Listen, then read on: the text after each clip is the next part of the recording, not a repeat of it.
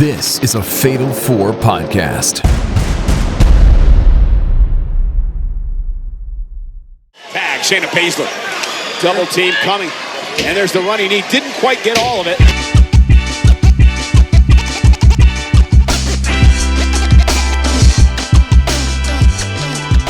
Welcome to Didn't Get All of It. I'm Cody, and this week on the show, we're just going to talk about TV because not a whole lot else happened in the wrestling world this week. We've got SmackDown to cover, and the new challenger for the WWE Undisputed Championship has emerged. We've got on Raw, the Judgment Day completely falling apart and being built back with new leaders. We've got AEW on the home stretch to All In London. And Swerve is acting a little mean. So we'll talk about all that and some more on Didn't Get All of It, the show where we cover all the important things in wrestling. So we didn't get all of it wrestling, but also we didn't get all of it hosts because I've only got one other host here with me, and it's Noah. Hello. Yes, it's me. Also here to talk about the things that happened on TV. Yeah. It's a two-man show. Two-man Here show. we go. I think, is this a first in Fatal 4 podcast history? I think so. I want to say yes. I think so. Got some delinquencies here, mostly out of everyone's control, but Yeah. No, they're important stuff. That's why B-Rob and Paul are not with us. But that's all right. Hopefully they'll be back next week. We're holding it But down. We've got this, right? We could do this. Yeah, here we We've been go. podcasting for a while. Keeping the energy up, hyping us up with that cool theme song. We're ready to podcast, baby.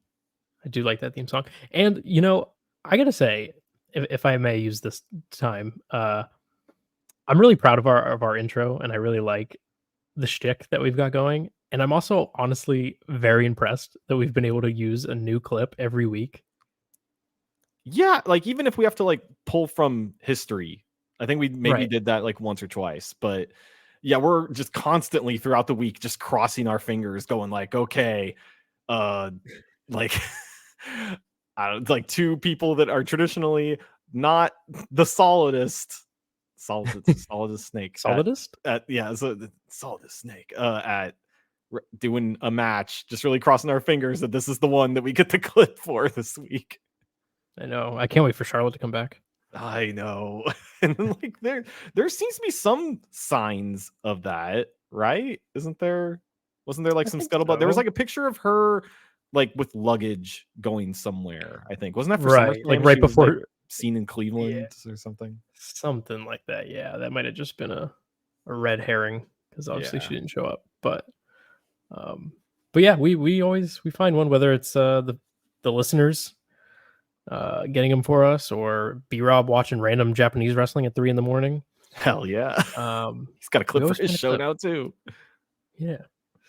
But hey, speaking of our listeners, that's you. That's who I'm talking to right now. Make sure you subscribe to this show. It's called Didn't Get All of It, and you can subscribe anywhere where you get your podcasts: Apple Podcasts, Spotify, whatever Google has. And new shows drop every Friday morning, so you definitely will get those immediately. So subscribe. And if you can't get enough, you can head on over to patreon.com/fatal4pod. That's FATAL 4 FOUR pod.com.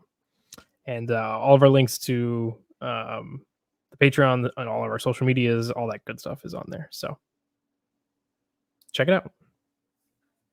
Yeah, good stuff over there. Also, other shows and whatnot. We got a little network going. All sorts of content. A whole network. Didn't Get All of It Japan. That's a great show that covers the importance of Japanese wrestling. And then Noah has a new show for those that like video games. Squared Circle Strafe. Put out my debut episode on the public feed this past Monday. So Hell yeah. Got that going on. Gonna do another episode this coming Monday. Talking about video games. I went and saw the Borderlands movie for you people. I talked about it on that podcast. Oh, yikes. Yeah. The movie is painful. You can hear me talk all about it on Squared Circle Strafe. I like that name, by the way, which I did need it explained to me though at first. I'm not gonna lie. I didn't know what a strafe was. It's a little more like that's like a boomer shooter thing. Like if you ever played Doom, circle strafing is a strategy implemented there. The Rock's in that game, right? God, that would be great. I've never seen that movie. I need to see that movie. I hear that the only episode of the pod, maybe. Yeah, possibly. The only good thing I ever hear about that movie is like, boy, there's a real great 10 minutes at the very end where it goes first person for like a whole action sequence. So that's cute. You need to check that out. Well, speaking of things being checked out, I think you and I checked out some of SmackDown this past Friday. Did not normally we don't. Yeah, I saw some of it. That's the thing. Yeah. God, SmackDown is so weird because stuff does happen there because they are smart in putting some of their like top stars on that show, but it feels like something. It feels whenever I'm watching an episode of SmackDown, something happens at the very beginning, then a bunch of nonsense for about 2 hours, and then something happens at the very end. It's like usually the things that are worth talking about on SmackDown. Yeah, you really just need to watch the opening segment and the closing segment of SmackDown. Nothing else matters on that program. Yeah. Cody Rhodes will be there at the very beginning, and then something related to the bloodline will be at the very end. Yep, and that's pretty much what we're going to talk about here. Because the show did start with Cody Rhodes and Kevin Owens having a promo where Cody basically, offered Kevin Owens a shot at the title, and Kevin Owens believed he wasn't worthy. And then this was followed up on later on in the night when backstage, Cody Rhodes, Nick Aldis, and Kevin Owens had a discussion. Roman, you're going to give the title match to Roman Reigns. Are you... Look, man, I'm man enough to admit I don't deserve it, but you think Roman Reigns does? Why? He was champion for 13 Oh, I don't care how long he was champion for. Are you kidding me? Yeah, he was champion for 4 years, but he shouldn't have been. How many times did I have him beat during that reign? How many times did he have it? How many times did a lot of people have him beat? But he always had somebody watching his back to make sure it wouldn't happen. And look, whatever, when you're champion, you got to do what you got to do to stay champ, fine. But are you kidding me? He deserves this? Why? The rematch clause, that hasn't been enforced in years. I know I never got a rematch after I lost the Universal title, so why does he get one? Because he's Roman Reigns? Get the hell out of here, man. No way. You want to see somebody who deserves a title match more than Roman Reigns? Go to the locker room, open the door, and look in there, because you'll find somebody. Trust me. I don't need to go to the locker room, because I'm standing right here. He sees it, they see it, and now I see it. At Bash in Berlin, it's Kevin Owens, Cody Rhodes for the WWE Championship.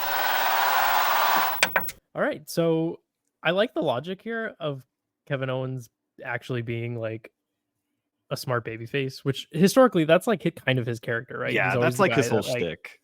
Yeah, he calls out, hypocrisies or just like bad wrestling tropes, being, angry that like, oh, you said his name, so they're gonna come out, or yeah, he sees through the kayfabe veil of wrestling reality to see, like you said, see like the tropes and stuff of professional wrestling. Is Kevin Owens the Deadpool of WWE? I don't want to say that, but I think he has the same kind of, I guess, power of like perceiving the reality of it all, but definitely not the like the quippiness is not there. I would say Kevin Owens is funny, but he's not in the same kind of irreverent humor lane that Deadpool is in. Would that make Sami Zayn Wolverine? He's got the scraggly beard, he's got he's hairy, I guess. Hairy. I would say Sami Zayn's a hairy man. Sure. Yeah. That's an accurate description. But yeah, I like the logic. And I just like Kevin Owens, once he realized that the title could go to Roman Reigns, he's like, nah, fuck that. Yeah. That guy hasn't even been here for like 3 months. I want that. And I always appreciate too, and this is something that I think Triple H has done a good job with booking wise. is like, now that Roman Reigns is a face, doesn't just erase everything he did for 3 years or whatever, and like all is not forgiven. Like Kevin Owens doesn't all of a sudden like Roman Reigns just because he beat up Solo beating Sikoa. up bad guys. Yeah, like Kevin still is like, nah, fuck that guy. And they did that with Jey Uso when he first turned and stuff like that. And like, I'm sure Roman will gradually gain the trust of some of the other baby faces or something, or building those bridges in canon. Yeah, and I like all that. And Kevin versus Cody is probably going to be a good match. Oh yeah, I think. Do you think there's any kind of interference, like maybe the bloodline interferes, or do you think like Randy Orton is there for some reason? I don't know why he would interfere necessarily, but do you think he's maybe involved somehow? Interesting, because I mean, we have to be getting Cody and Randy at some point, right? Like I feel like that's just so. Yeah, so because they did an interview. They did like a sit down interview with each other this week. I saw some clips of, and I think Cody's got like his own little like podcast type show thing now? Yeah, it's like him sitting in his bus, like his dressing room bus, and they're drinking Wheatley vodka because Cody's sponsored by that. Mm-hmm. I actually just watched Cody's sneaker shopping video. I haven't seen that. It was pretty entertaining. He's a funny guy. He's a personality, Cody Rhodes. I thought the most interesting thing that I didn't really see clipped or people really talking about, but because Joe LaPuma, the host, showed him the old Jeremy Scott Adidas, like red, white, and blue, like those gaudy shoes with covered with the American flag and the giant wings on them, and was like, "This seems like up your alley. Would you wear these?" And Cody was like, "Yeah, I would." It's like the brand of gaudiness that is very much Cody Rhodes' branding. Well, but that's the thing. He is at least very self-aware in this moment, because he's like, I mean, have you seen my neck tattoo? Like, and he's like, he says that, something like, oh, people, I'm from Georgia and they see the neck tattoo and they assume I'm some crazy conservative. And he's like, no, I just love America. And I thought that was interesting. He actually said that. And I appreciate that sentiment of like, not being hyper conservative, but also loving America. I feel like that's something that kind of gets, lost on some people, like that, like, everyone on the other side just they hate America. Like, no, like there's people that love America and want better things for America. But also I see how that can come across, because the Cody Rhodes merch that I do engage with, I am very particular about, because I love Cody Rhodes and I do want merch with like stuff related to him on it, but I also don't want to be confused by the back of a pickup truck on the way back from the gun store. I don't want to give off that vibe, and it's Cody Rhodes merch makes that hard to do. It does. It's true. It's such a shame too, because I used to love like the Americana aesthetic. Like I used to have red, white, and blue swim trunks, and like, as a kid, some of my favorite wrestlers, like Kurt Angle, like all his red, white, and blue gear was so cool looking, and all this stuff. Like Americana used to be so cool, and now it's like, it's complicated. It's complicated. Now it has this like assumption and negative connotation about it, which is a shame. But anyway, this is a wrestling podcast, so let's talk about. Also, Cody has this big fucking skull mask with the like eagle wings on it too, so he's got that whole thing pinned down. That mask thing's a little silly. It's like for WrestleMania. I kind of love it. Yeah, for WrestleMania. Yeah, exactly. Like I kind of love it, but also it looks really dumb and silly. Yeah. Although I will say, so speaking of Cody merch, have you seen one of his latest shirts is like that skull crown mask thing. And then it says American Nightmare, but it's like, it's not red, white, and blue. It's like black and white and gold. Okay. So it's, tolerable. I might get that shirt. But yeah, going back real quick though. So you mentioned Randy Orton. I'm going to put on my fantasy booker hat for a second. what if at Bash in Berlin, Orton loses to Gunther, and then later on in the night, he comes out during Kevin Owens and Cody's match and beats up Cody. Get the heel turn. And do you think the reason, like, what do you think the reasoning for that? Like, the legend killer is back, except you're a new legend. I'm here to kill the young guys. I think he is pissed that he lost to Gunther, and all right, I didn't think it through enough. Okay, I just want to see Cody Rhodes versus Randy Orton. Yeah, no, I do want to see that match too. The way they get there, I think will be interesting because they have to do something. I don't know if they can just do like the Kevin Owens thing of like, hey, you're my friend and you deserve a title shot thing again. Right. I don't know if that's going to work twice. Exactly. Not if they just went with that, sure. But the fact that they're doing it here, like it has to be an Orton heel turn. One day. But speaking of turns, like I said earlier, Roman Reigns, full-fledged babyface now, was on this show very briefly at the end. Because again, you only got to watch the opening segment and the last segment. Yeah. Last segment of SmackDown was Bloodline 2.0 or whatever they're called. Timu Bloodline. I don't even remember what, like, Solo Sikoa said some nonsense. I don't even remember what he said, to be honest. Did he? I don't remember. Very briefly. And then Roman Reigns just came out and ooh-ahhed over everybody. Yeah, like a lot. Like, I think there were 3 ooh-ahs throughout that entire segment because he got in there, beat someone up with an ooh-ah, and then Solo ran off with the tribal chief lay or whatever it is. Tribal what? The tribal Keef. He does Southern trap. Roman Sosa? Yeah. Yeah, the lay thing. What do they call that?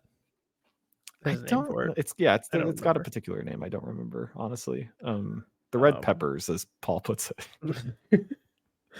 And then I did see a bunch of nerds online pointing out the fact that what's his name? Tama Tonga, when he like handed or was it Tama? One of them. Tonga Loa. Yeah, one of the two. I don't remember. The good one, not Camacho, the other one. Okay, I think that's Tama Tonga. Okay, Tama Tonga. When he was like handing them to Solo, he was like eyeing them, kind of staring at them. There might prolonged. be even like some civil war within the like bad bloodline itself. Yeah, like Yo Dog, I heard you like Bloodline Civil War, so I put another Bloodline Civil War inside Bloodline Civil War. I don't need that. Please. I do not like this needs to end with War Games, whatever they're doing. Just end it, please. I do not need like a cycle of like every 3 years we get a bunch of new Samoans in the fold and then someone breaks free from the group and it just rinse and repeat. Like, no. Yeah, please. the bloodline doesn't always have to be a thing. Like honestly, like if like it can maybe exist as like a side act, but God, I don't know how much I can take of it being like one of the main things again. Right. Like after the big blow off, whatever it is, more games. I think you have the Tongas be a tag team, and like just let Jacob Fatu go off on his own. Yeah. Just do his own thing. Because I think some people are fantasy booking, that like Roman and the Usos get back together, but like Jay is too over as a solo babyface, I think, for that to happen at this point. I mean, it could definitely happen for a one-off or a little, reunion type run. But yeah, I don't think you should hinder Jey Uso's star power. The power of Yeet is too much to be contained to a faction. But yeah, that was SmackDown. Well, there's one other thing. They had a video package reintroducing Giovanni Vinci. Right. Which is interesting because like we haven't seen him since he got injured, right? He got his ass kicked by. No, remember he got his ass kicked by Ludwig. Oh, that's right. Yes. He got kicked out of Imperium. And I just find it really weird that they just like shipped him off to SmackDown and didn't like he got no payoff or retribution for being kicked out of Imperium. He's just like, okay, I'll take my ball and go over to SmackDown.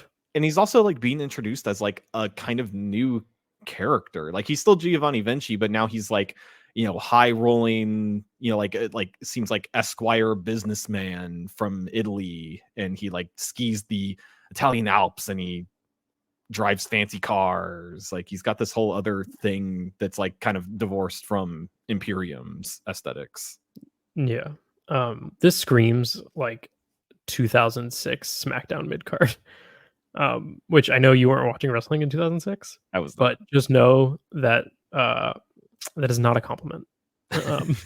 Well, I think it's at least maybe a little better than when he was reintroduced as a solo act on NXT. Remember that when he was like supposed to be like a fancy Italian model, and his entrance would be like he'd smile at the camera and then it'd take a still photo, and it would do that like 3 times throughout his entrance.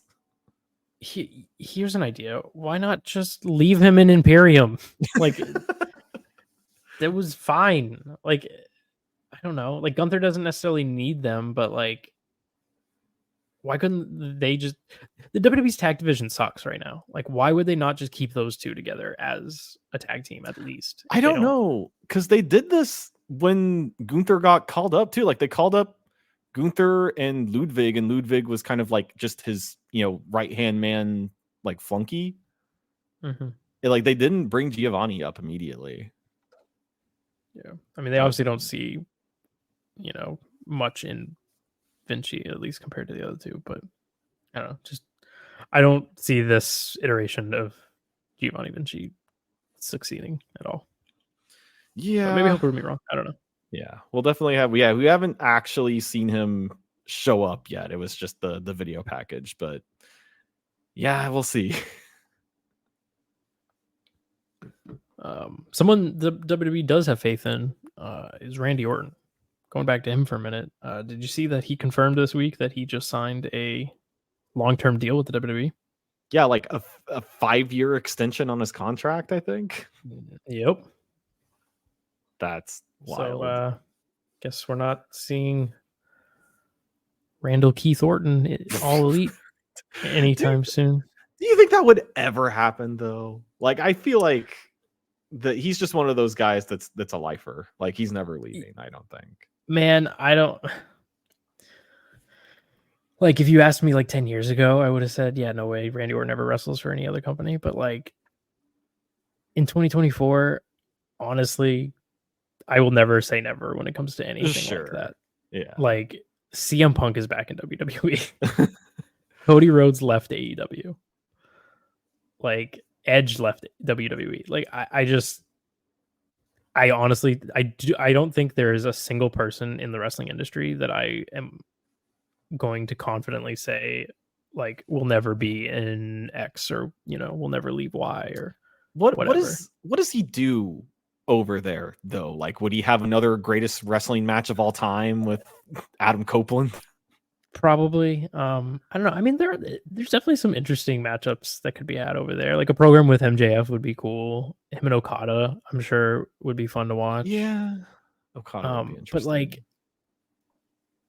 that's kind of the problem with AEW is like a lot of cool matchups, but where's what are the stories? Right.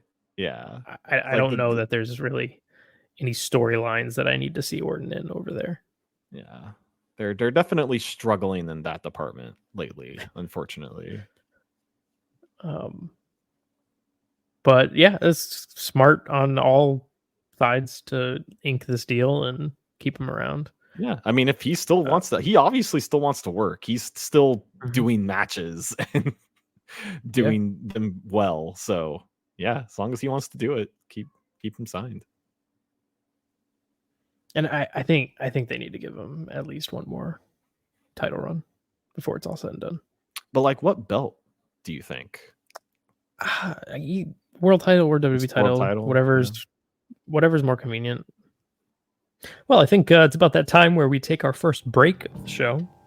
So stick around, because when we come back, we'll be talking about a whole bunch of things that happened on Raw with Judgment Day, New Day, lots of days, CM Punk, Drew McIntyre, Gunther, and Randy Orton.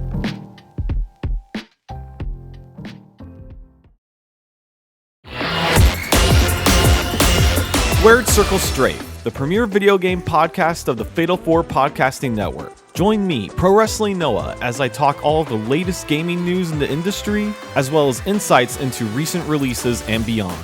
There's plenty of 3-hour podcasts of people talking about video games on the internet, but Squared Circle Strafe provides a quick snapshot into what's going on in the world of gaming. The show updates on Mondays, so be sure to subscribe in whatever podcatcher you use so that you're always up to date. Enjoy your gaming.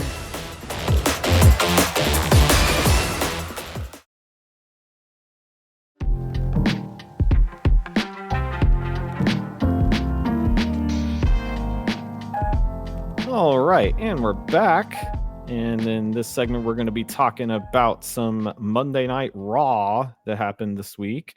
You guys got to watch it, but I actually had to wait for the Hulu cut next day because I logged in. I watch Monday Night Raw usually on the USA app, either through like some sort of Roku or Apple TV or something, or my web browser.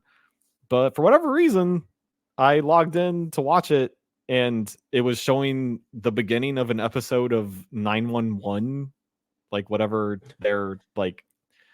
It seems like it's like CSI or like a Law and Order or something, but from the perspective of like ambulance drivers. It appears. And it was just the beginning of that episode and a guy pooping on a toilet, and then the paramedics had to show up and help him. I was just like, this, I don't think this is the end of an episode. I don't think I'm going to be able to watch the first hour of Raw. I wonder, it has to be something to do with the fact that they were on Sci-Fi for a couple weeks because of the Olympics, right? Maybe. Maybe the USA Network app just didn't get the memo, and they were still showing 9. They were probably showing, I don't know. I don't know. That's weird. Because it wasn't just me. Because I texted you guys like, "Hey, where's Monday Night Raw?" And Paul was like, "It's in Austin. What are you talking about?" It's just like, that's not what I'm talking about. Like, I can't. No, I was like, no, it's a little late. The show just started. I don't think you're gonna make it in time. But like, and then like I went to Twitter, and just like I sent a screen cap to you guys of just a ton of people just being like, "Hey, why is the guy pooping on a toilet in the USA app? What's happening?" So that was weird. So yeah, I ended up, you might have to fill in a few gaps for me in some of these segments because I did not get to see the full Monday Night Raw experience because Hulu tends to edit some of the, I guess, lesser trafficked portions of the episodes out. But I did see the opening segment with the Judgment Day and Rhea talking about the stuff that happened over SummerSlam, being upset about living Dom's whole situation. She was interrupted by them. And this was a visually cool segment. It was. I liked living Dom being at the top of the the what do you call it, the mezzanine or whatever, the Concord, the low concourse. I think the mezzanine is is above. Yeah, it's like the little balcony thing. Yeah. Whatever. Yeah. What I did like was Damian showing up right behind them. And just kind of doing the like, what are you talking about? Like, oh, he's right behind me, isn't he? Yeah. But like it was cooler than that trope usually is. Yeah, it was cool. Man, like this whole story has paid off so well, I think, for everybody. It's I would say it's the most engaging thing on the product, just like WWE as a whole. Like how somehow the Judgment Day has become the thing I tune into Monday Night Raw to see developments of every week now. Which is crazy because like if you could somehow go back in time, and if we were somehow hosting a podcast 3 years ago when this group was formed with Edge and all the vampire aesthetics and all that, and if you were to, listen to what we thought of the group then and compare it to what we think now, who knew? They really night and day. They really turned it around. Yeah. Night and Judgment Day. That's right. Also, speaking of the name Judgment Day, there was also some talk online saying that they were thinking of changing the name of like this new version of the Judgment Day to Street Trash.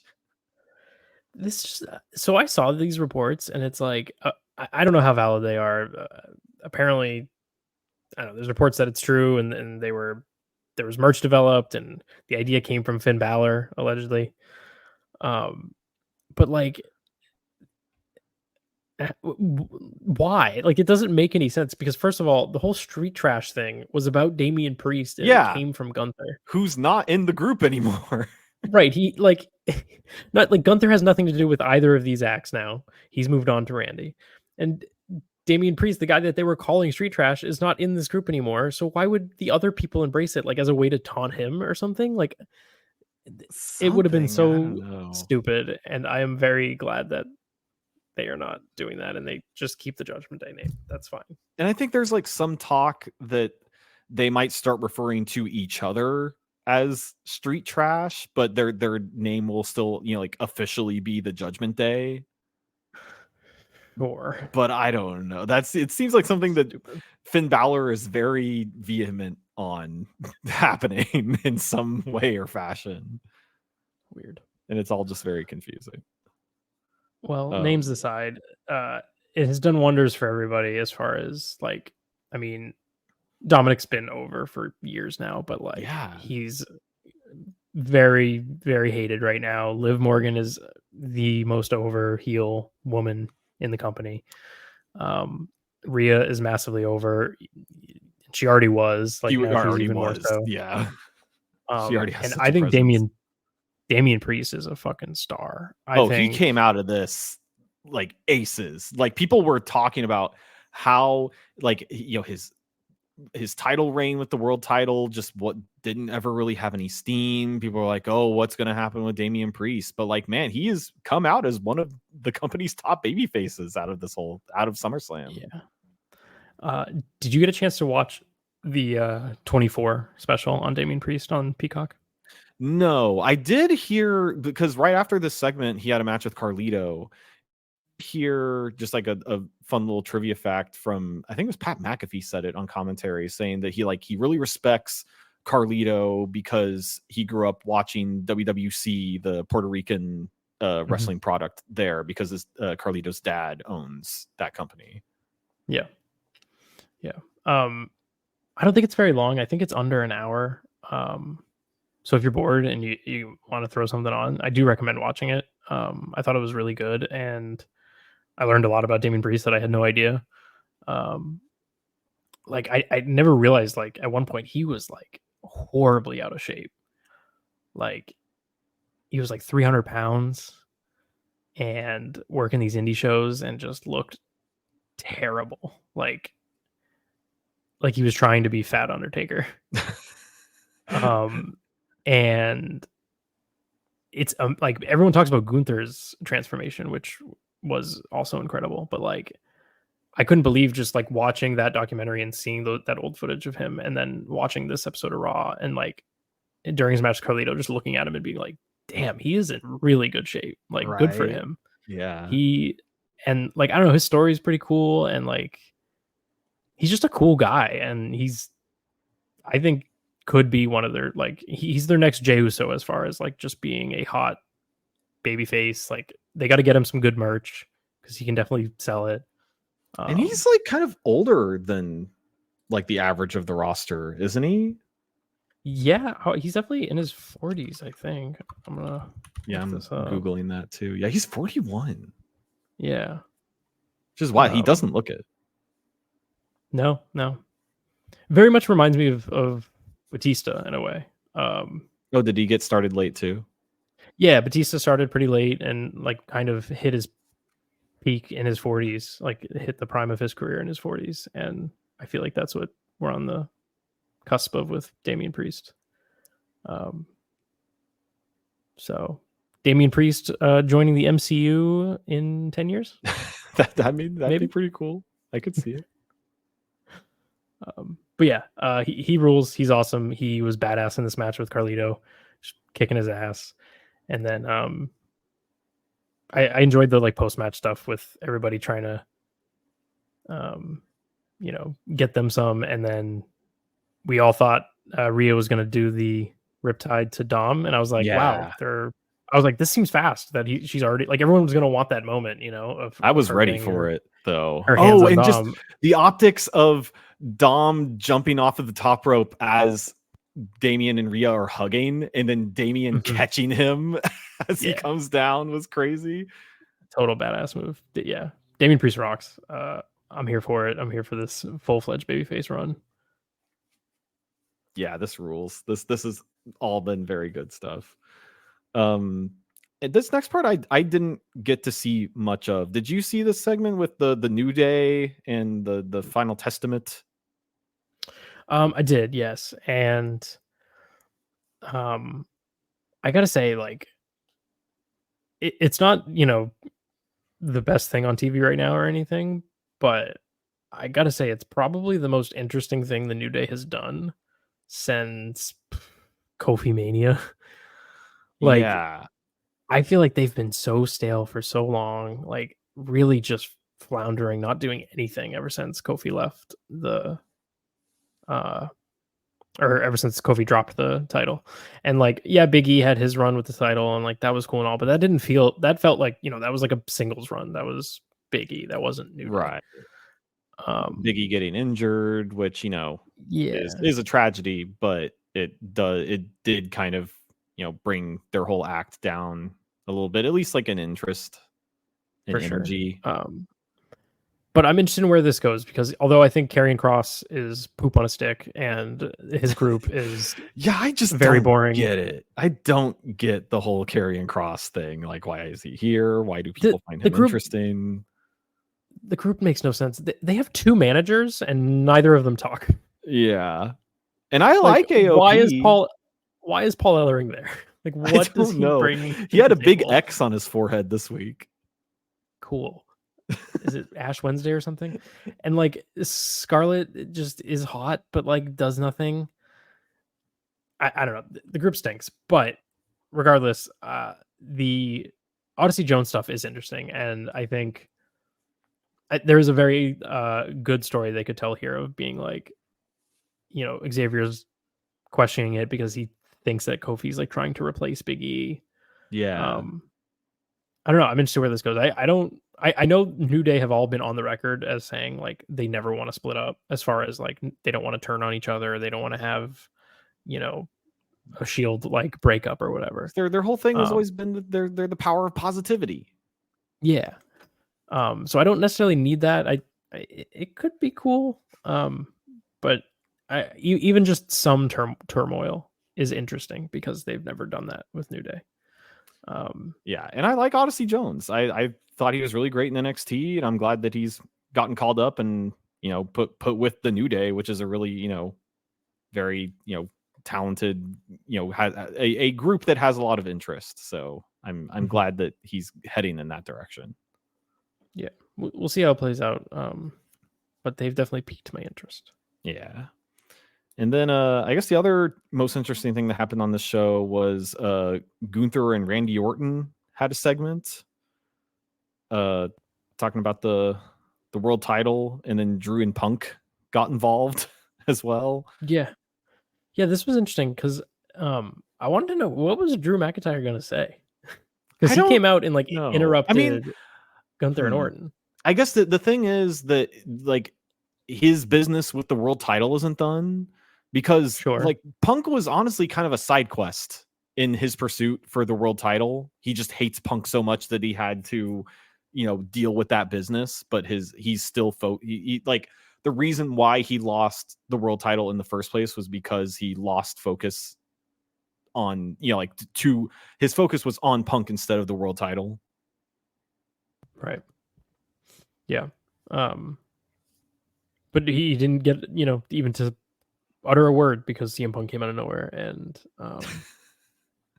beat the hell out of him with his own belt. Yeah, because Drew took off his belt to try and do something to Punk, but then Punk got the upper hand and used his belt to beat up Drew.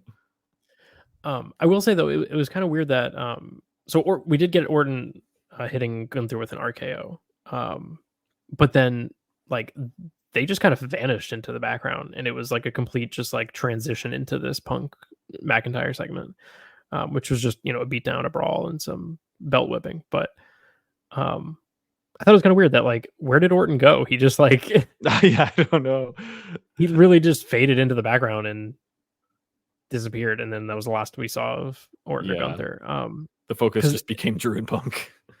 Yeah, but it totally felt like they were setting up. Like I thought for sure Orton was gonna like save Punk or get involved somehow, and there was gonna be like it really felt like we're gonna have a tag team match play a moment.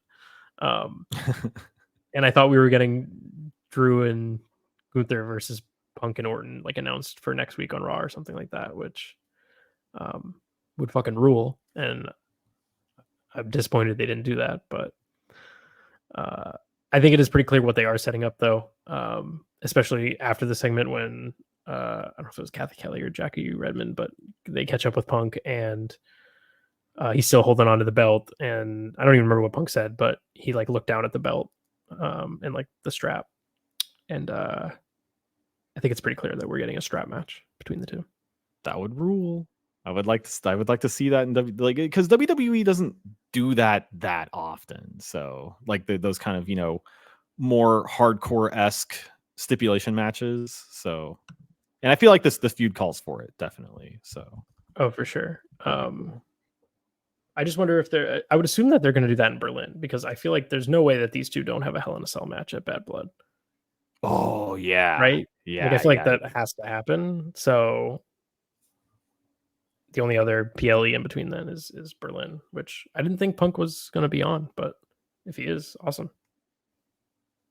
Yeah, that would rule. Yeah, we saw the Bash in Berlin graphics, right? You weren't a big fan of the they look the like graphics shit. they have for that. Like they kind of look like gold etchings or something for the portraits. Graphic design is my passion. Like it looks like I gotta pull this up now because it's so bad. I can't even describe it. It looks like someone just applied like 20 different like circa 2013 Instagram filters onto it. Or like it was like a bad rip from like a WebP file or something. Yeah, I don't know whose decision that was, but yeah, they did announce we are getting a mixed tag at Bash in Berlin, going back to Judgment Day. Yeah, Dom and Liv versus Rhea and Priest. That'll be cool. That's gonna be cool. Yeah, looking forward to that Bash in Berlin. Well, I think that's pretty much all the WWE stuff that we have to talk about. So we're going to take another quick break, and when we come back, we're going to talk about some of the AEW happenings. See you then.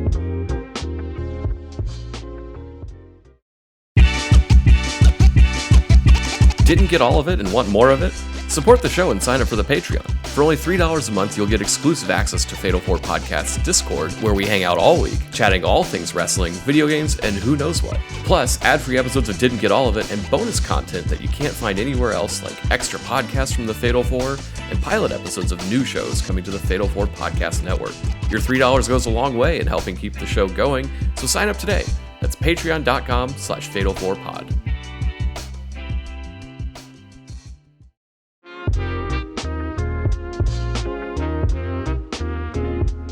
And welcome back to Didn't Get All of It. For those that have stuck around this long, we appreciate it. Now we're going to switch gears and talk about All Elite Wrestling. So, Dynamite this past week. We are, like 2 weeks away? Recording, from... 2 weeks away. Yeah, from All In London. So the card's really shaping up. I think one of the premier matches on the show is the TBS Women's Championship match between Mercedes Moné and Britt Baker. We covered a lot of that last week's show. Britt Baker is now back from her suspension. So this was the first week where we actually saw her. But before we saw her, we saw Mercedes Moné defending the title, right? This was a title match, I think. I believe so, yeah, against Hikaru Shida. Who it's always great to see Hikaru Shida around. She's not around all the time, but every time, yeah, she's kind of got her like because I think she's technically working heel right now. I feel like that's not always apparent, but she seems so nice. But she's kind of got a like a dragon Yakuza kind of like aesthetics to her right now, which as a fan of video games, I am very into that.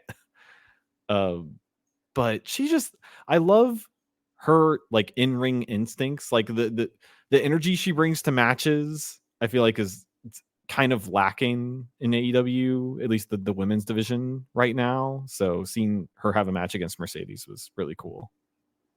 Yeah, it was definitely a good match. Mercedes was doing a really good job of like putting Shida over.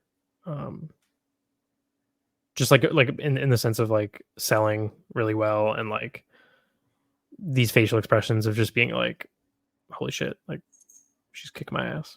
Yeah. Yeah, it was a good match, but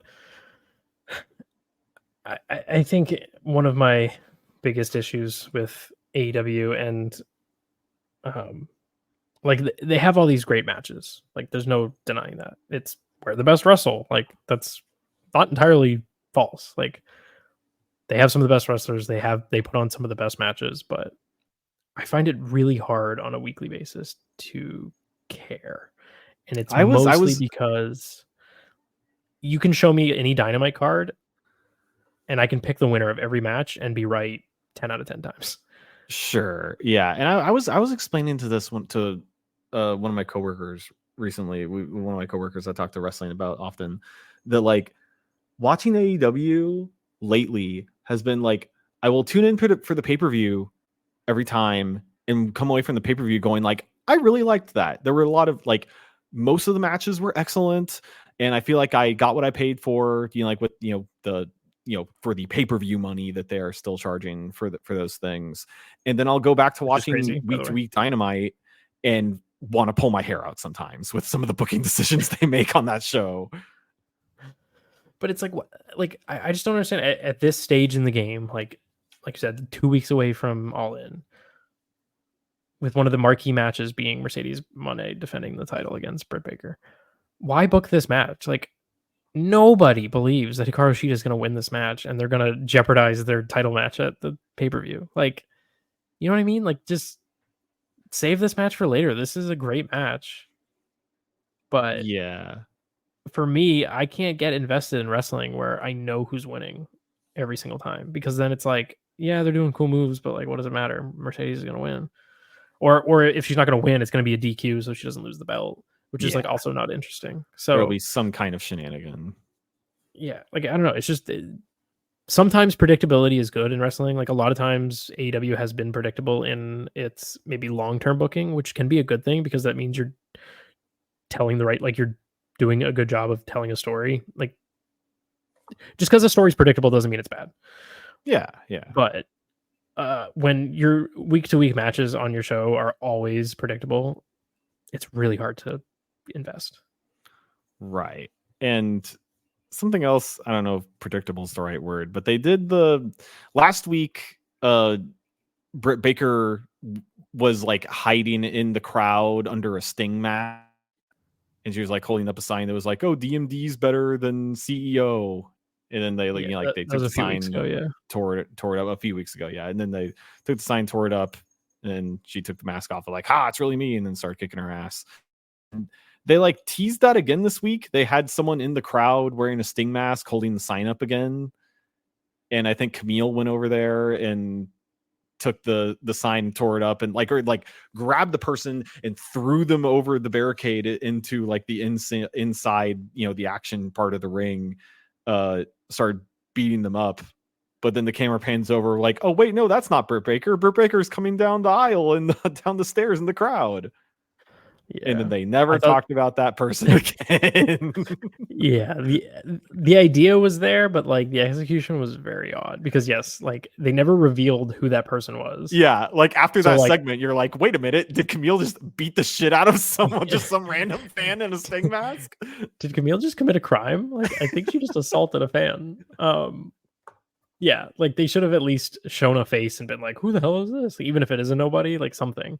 Yeah. And then just like also like panning to Britt Baker, who's like casually strolling through the crowd and taking forever to get to the ring, to the point where like even Mercedes had to like look behind her or else she would have looked like a total idiot. And she like clocked Britt entering the ring and then just like stood there. Yeah, just like waited for her. Yeah, it was just poor execution on this segment. I honestly, like, for a second, I was thinking, like, it would be really funny if they took the Sting mask off and it was Adam Cole. Oh, jeez. Just, like, beat the shit out of Adam Cole. It was about the right size. It could have been him. Another match that we had on the show that was, good wrestling again. Orange Cassidy, Roderick Strong, Kyle O'Reilly.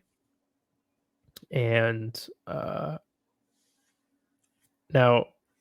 you might have to explain something to me here, because the stipulation of this match was the winner gets the first slot, I guess, or number one in the Casino Gauntlet match at All In for a future World Championship match. Yeah.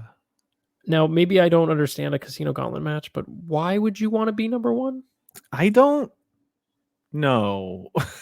Honestly. Isn't like number one in a gauntlet match kind of the worst? I do think.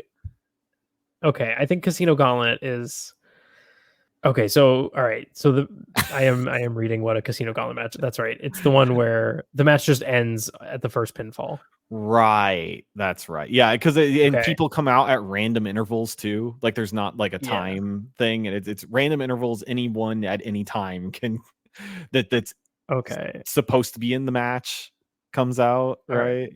So then I guess wanting number one is in theory because you can end the match before anyone else. Yeah, like you have harder. I guess you have a guaranteed opportunity to try and win, because you could be one of the people that's just backstage before you're called in, and then like the match just ends before you get to do so.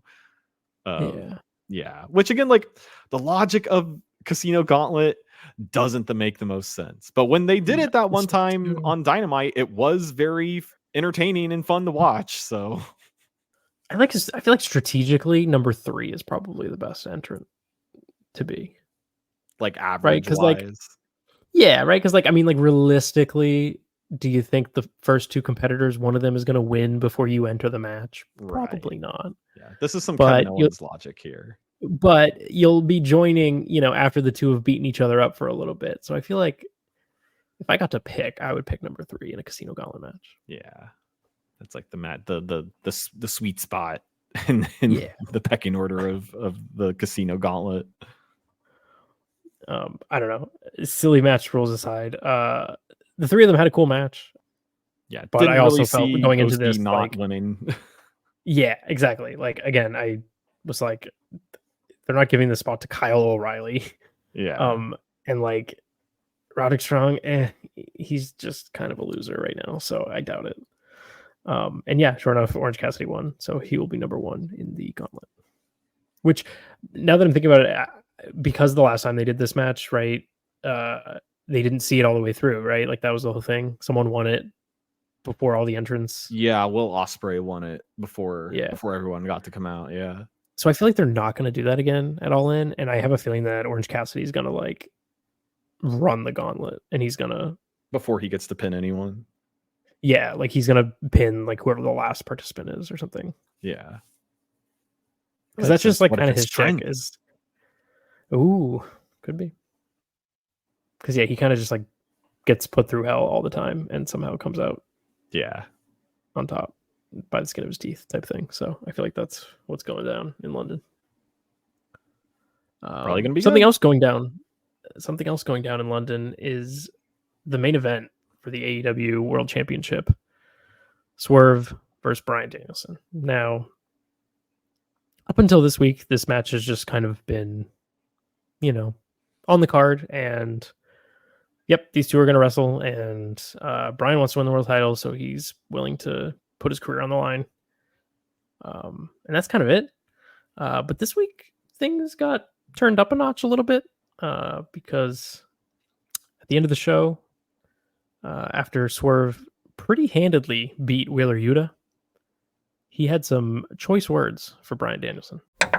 Bryan, I said last week that I was going to show you and the rest of the world why I am the most dangerous man in all elite wrestling. That was just an example of what I'm going to do to you in front of 50,000 people at Wembley Stadium in 2 weeks. Bryan, you're going to bring your family, right?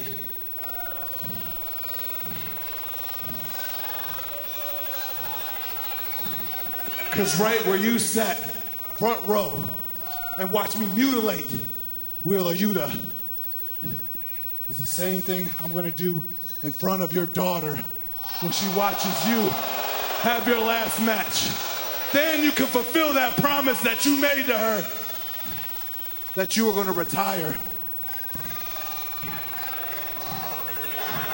I'm going to force you to retire because that's what I'm going to do when I cripple you. Some harsh words from Swerve there. I guess he's a heel again? Something. I don't know. I feel like it's hard, right? Because I feel like, coming out of his last program, he was definitely face. But if you're going up against Bryan Danielson, who is putting his career on the line for this attempt, then like you kind of have to act heel, right? Like it's kind of an impossible situation. Someone as beloved as Bryan Danielson, like I that's a really hard place to be, I think. But like what? Yeah, you're right. Why like get yourself in this situation in the first place? I don't know. Like, I mean, unless you're doing, you're being face and just, doing the kind of like anime, just like we both love the spirit of competition and we're going to beat the shit out of each other. And even if, you leave wrestling forever, it'll be a match, for the ages kind of thing. Like they could maybe do that angle, but I don't know. Maybe Swerve just feels, I don't know. Maybe, I don't know. I just don't get it because it's like, you know what this reminds me of? And again, I don't think you were watching wrestling at this time, so this might be lost on you, but it kind of reminds me of Shawn Michaels versus Hulk Hogan from SummerSlam 2005, where Shawn Michaels turned heel on Hulk Hogan by super kicking him, had like a phenomenal heel run for about a month leading up to their match at SummerSlam. They had their match at SummerSlam, and then Shawn Michaels was just like a face again. And it was just this like, oh, for convenience sake, we just need you to turn heel for this one program, and then right, turn you right back. And that's honestly kind of what this feels like, right? Because I think it's pretty obvious that the other side of All In is Bryan being champion, and Swerve and Hangman, right? Because Hangman, all he's been doing since he's been back is I need to get my hands on Swerve. I need to get my hands on Swerve. They're not going to not have him get his hands on Swerve, but Hangman is very much a heel right now. So are they going to do heel Swerve versus heel Hangman? I don't think so. I don't know. I could see that too. Just they hate each other so much. That energy I feel like carries the through. idea is boo both these guys. I hope they kill each other because I hate them both so much. Like, I don't know. And even if Hangman turns babyface again for that final program, it's like, okay, then he was only heel for like a month. I love I don't know. I know someone's someone's gonna tell me like, oh, heels and faces don't matter in wrestling anymore, like blah blah blah. And it's like it does. Like there's a reason that stuff like the Judgment Day works, because you can get behind Damian Priest and Rhea Ripley now. They're full-fledged baby faces. Like, I don't know, it matters. And I just don't understand the flip-flopping that AEW does so much. I don't know. Swerve's great either way. He's as good as a babyface and he's good as a heel. So I'm sure the program's going to be good. I mean, the crowd loves him, but again, I think like it's just you're not going to get the crowd to boo Danielson in the way you want. So I feel like you're right. It's the way that they logically want to go. But I feel like it's not going to be that hard to get people to cheer Swerve again after this program. Yeah. We'll see. Like I said, both are great performers, obviously, so they'll make it work. But yeah, and looking forward to All In. It's like their version of WrestleMania, so it'll be a big, huge deal. So there'll be some good wrestling on it, I'm sure. Yeah, and I hope that they don't overload the card too much, because like right now it's a pretty solid. I think there's like 8 matches on the main card right now. You know they're gonna add at least 3 or 4 to 0 Hour. That's just the way they operate. Probably, and then another 4 to the main show, but I hope not. Like it's a pretty solid card right now, even with Chris Jericho versus Hook being added. Yeah. Well, I mean, like remember last year they had, what was it for the ROH tag belts, was Aussie Open and MJF and Adam Cole. Like that was like a pretty significant match that they had on 0 Hour. So that's true. Anything's possible. A lot of Deadpool references on the show, I'm realizing, because I also want to talk about the Bryan Danielson video package that aired on Dynamite. Yeah. God.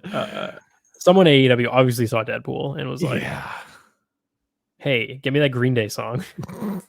I just like I understand the sentiment, because it is a very sentimental song, and it is a retrospective on Bryan Danielson's career is something that deserves sentiment. But Deadpool using Good Riddance, Time of Your Life parentheses for the Fox era of Marvel movies, like that I think everyone knows that song has been so overplayed since like the 90s that it is just like, so it is corny to use it now for, like graduation video packages and stuff and the rest. But I think someone at AEW saw that in the Deadpool movie and was like, hey, like people liked that, right? Why don't we do that too? And not really understanding the context of how corny it is to do that. I enjoyed it either way, and I think I think it is really cool that because they own ROH, they were able to use so much older footage. Because it's like if they had done that video and it was just cool. AEW clips of Bryan, it'd be like, all right, like come on, what a legacy. Yeah, right. Like he's been there for like 3 years. Yeah. But the fact that we've got to see old clips of like him and Claudio back in ROH and like them now, like I was like, okay, this is pretty cool. Seeing pre-beard Danielson in ROH, yeah. And then I don't know did you catch I don't know if it was like an online exclusive or what, but I saw on X Bryan kind of responding to what Swerve. Bryan responding to Swerve after the show, being like very pissed and being like, you're talking about my daughter, I'm gonna kick your fucking head in. No, I didn't see that. That sounds good though. It's pretty good. So I might have my complaints, but I'm sure I'll enjoy the ride because it's 2 great performers, and I look forward to the match. It's gonna be a great match. There's no doubt like the quality of the match is going to be very good. But if you don't like this main event of All In, maybe you'll like next year's All In main event, which is happening in your backyard, apparently. Apparently. Yeah. So this was kind of breaking news as we were getting ready to record this pod today. That Fightful Select has learned that AEW All In 2025 is confirmed for the Globe Life Field in Arlington, Texas, on Saturday, July 12th, 2025. I've never been to this Globe Life Field. I mean, I've been to Arlington, like I could count on one hand the number of times I've been to Arlington. So yeah, I don't know, like if how comparable this is to a Wembley Stadium. But okay. So I'll be honest, I had no idea what the fuck Globe Life Field was, and just looked it up. I didn't realize that's where the Texas Rangers play. Oh, okay, yeah. So it is. So it's like a big ballpark. Baseball then. Yeah. That makes sense. I had no idea that that's what that stadium was called now. Or is it a new stadium? I don't know. Either way, interesting. Okay. Cool. I like wrestling shows at baseball stadiums.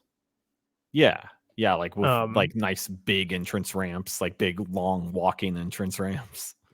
Yeah, I mean, like football stadiums are cool, but they're always, the layouts are all pretty much the same. So, because all football fields are the same. But a lot of baseball fields have unique setups, and like I like when they come out of the dugout or something, and like, I don't know, some of my favorite wrestling shows like WrestleMania 19 were in baseball fields. So, and I feel like that's also something that AA is really good at, is having like different stage setups. Like they've been really good at adapting to whatever like stadium or arena they go to for their stage setups.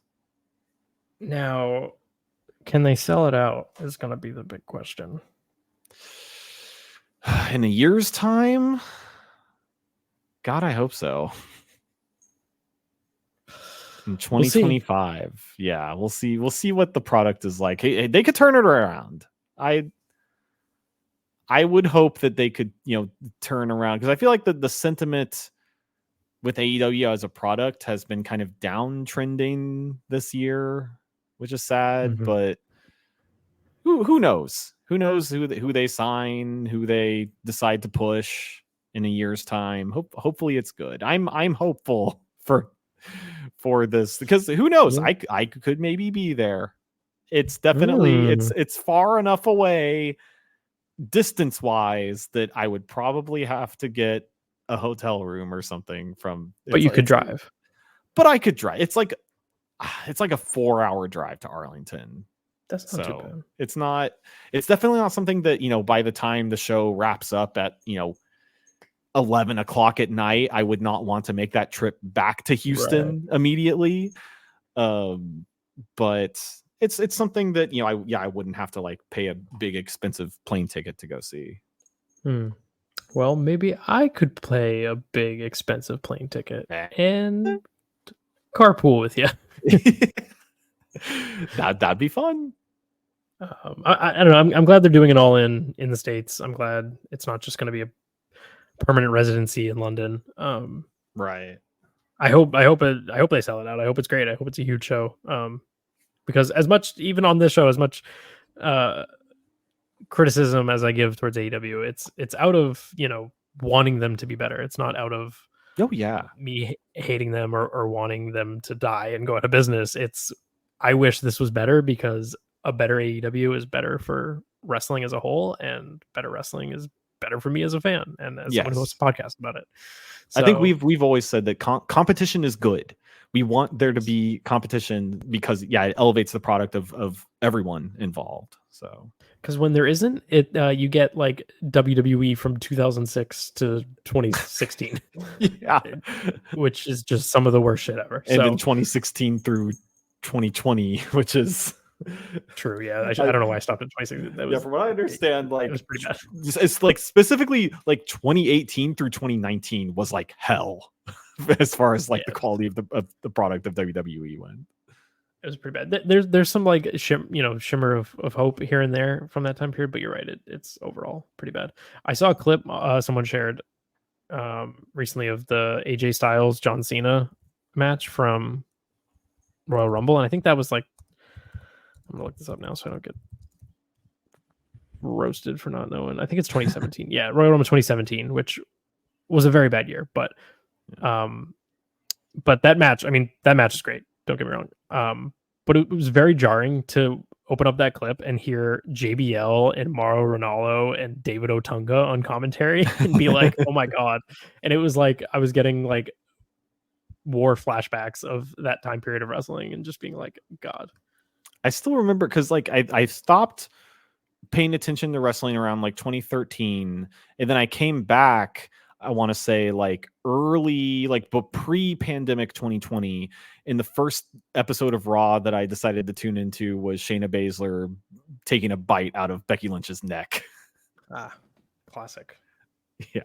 A great place to come back to. I just remember like tweeting that, like, what the hell's happening here? All going back.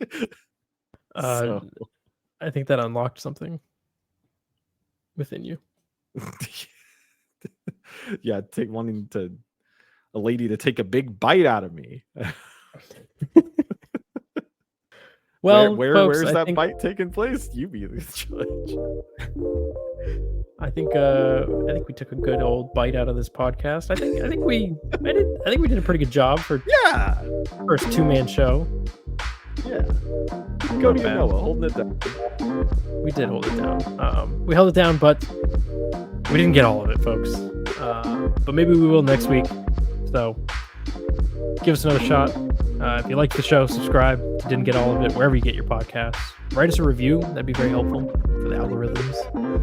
And if you really, really like the show, then tell your friends, post about us on social, and consider joining us on Patreon at patreon.com/fatal4pod. And that's fatal4, FOUR, pod.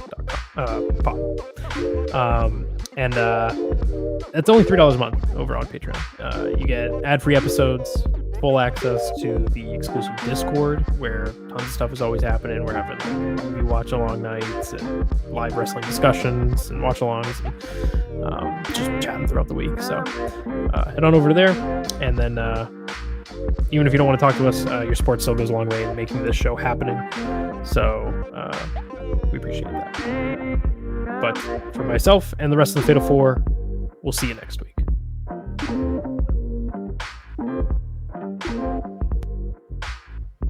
Okay, Paul, this is where you can end the show.